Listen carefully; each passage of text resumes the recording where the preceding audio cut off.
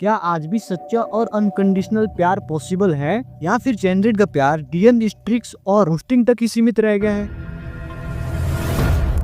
साल था 1972। दिल्ली की ठंडी शाम। एक इंडियन आर्टिस्ट पीके महानंदिया एक स्वीडिश लड़की सालेट वान से मिलते हैं। पीके का दावा था कि वो 10 मिनट में किसी का भी पोर्ट्रेट बना सकते हैं। अब ये सब सुनकर सालेट ने कहा चलो फिर ट्राई करते हैं, और उन्होंने पोर्ट्रेट बनवाया। लेकिन सालेट को पोर्ट्रेट पसंद नहीं आया। अगले दिन सालेट फिर से आई और फिर से उसने पोर्ट्रेट बनवाया। रिजल्ट फिर भी कोई खास नहीं था, लेकिन इस मुलाकात में दोनों की दोस्ती हो गई। फिर धीरे धीरे दोनों के दिल में एक दूसरे के लिए फीलिंग्स आ गई। पीके जो थे वो उड़ीसा के रहने वाले थे। चार्लेट कुछ दिनों के लिए उनके साथ उड़ीसा चली गई। वहाँ चार्लेट ने इंडियन कल्चर को और ट्रेडिशन को अडॉप्ट कर लिया। चार्लेट जब पीके के पापा से मिली तो उसने सबसे पहली बार फिल्म में साड़ी पहनी, जो उसने बहुत ही मुश्किल से मैनेज किया। फैमिली और पापा के आशीर्वाद से दोनों ने ट्रिबल ट्रेडिशन से शादी की, लेकिन शादी के बाद वापस चार्लेट को स्वीडन जाना पड़ा। दोनों एक साल तक सिर्फ लेटर के जरिए जुड़े रहे, ना फोन ना डीएम, सिर्फ दिन से लिखा हुआ खत। पीके के पास स्वीडन जाने के लिए टिकट तक के पैसे नहीं थे। उस टाइम पे उन्होंने अपना सब कुछ बेचकर एक पुरानी साइकिल खरीदी। 22 जनवरी 1977 वो दिल्ली से स्वीडन जाने के लिए साइकिल से निकल पड़े। 5 महीने और हजारों किलोमीटर का सफर करके वो 28 मई को स्वीडन पहुंचे। पीके वहाँ फिर से सालेट से मिले और वहाँ दोनों ने फिर से शादी की, और आज 40 साल बाद भी दोनों साथ हैं। पीके कहते हैं I did what I had to,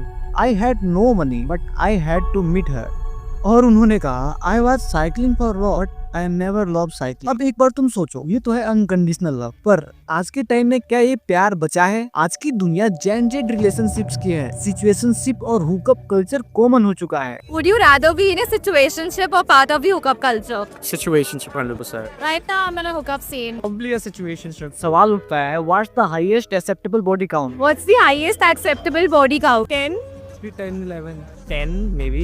आजकल का टॉपिक यही है, emotional cheating versus physical cheating, और इसमें भी कई लोग मानते हैं इमोशनल चीटिंग ज्यादा बुरी होती है। You told you date your mom. Is emotional cheating worse or is physical cheating worse? I feel emotional cheating is more bad. How much should a guy earn to date you?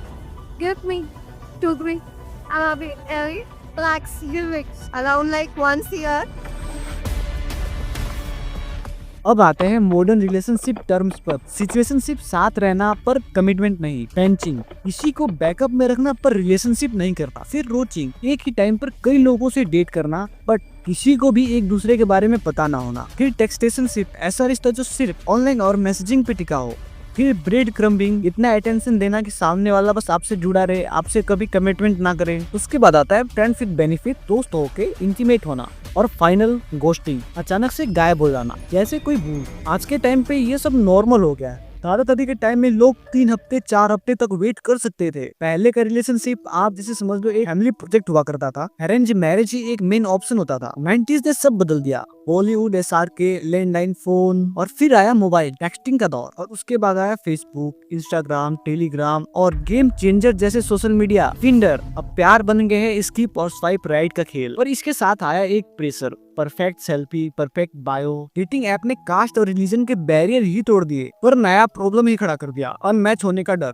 Tinder और दूसरे dating apps चाहते हैं कि लोग लंबे रिश्ते में ना जाएं। क्यों? क्योंकि अगर आप रिलेशनशिप में जाओगे तो इस ऐप को डिलीट कर दोगे, इसलिए वो चाहते हैं कि आप इस ऐप को हमेशा स्वाइप करते रहो। साइकोलॉजी इसे कहता है चॉइस ओवर रूल। बहुत सारा ऑप्शन होने से लोग पैरालाइज हो जाते हैं। 2019 की एक स्टडी बताती है ये ऐप्स हमारे दिमाग को हाईजैक करने के लिए डिजाइन हुई है। नतीजा, लोग रेस्टलेस हो जाते हैं और उन सबकी मेंटल हेल्थ बिगड़ने लगती है। 2024 में टिंडर ने 1.94 बिलियन कमाया। इंडिया में 2030 तक डेटिंग मार्केट 15 मिलियन पहुंचने का अनुमान है। सवाल ये है कि हम इन सब चीजों में फंस कैसे जाते हैं, और इसका जवाब भी बहुत सिंपल है, हमारा थॉट और कंटेंट कंजम्पशन। देखो, जैसे तुम रील्स या शॉर्ट्स देखते टाइम पे बोलते हो मैं 10 मिनट और देखूंगा, लेकिन इसके बावजूद भी तुम घंटों स्क्रॉल करते रहते हो। और मूवीज जैसे एनिमेशन और टॉक्सिक लव को कूल बनाती है। आजकल का जो सोशल मीडिया एल्गोरिथम है ना, रिश्ते बिगाड़ने में बहुत बड़ा रोल प्ले करता है। मतलब जो तुम लाइक करते हो वही बार बार दिखाएगा। इन्हीं सब चीजों से लड़ाई और झगड़े बढ़ते हैं। इंस्टाग्राम के couple goals, filter, hashtag decide करते हैं कि कौन खुश है। यहाँ तक अब तो रिलेशनशिप इंश्योरेंस तक लॉन्च हो गया है। AI एल्गोरिथम चेक करता है, टाइमली रिप्लाई करता है, मैसेज भेजता है, मीम्स भेजता है। आजकल लॉयल्टी इतनी रेयर हो चुकी है कि AI भी रिश्ते जज करने लगा है। हाल ही में एक मशहूर इन्फ्लुएंसर को उसके हस्बैंड ने चीट किया, वो भी स्नैपचैट पर। तो हमारा वीडियो यही था, एक सच्चा प्यार से लेके एक जेनजेड रिलेशनशिप तक।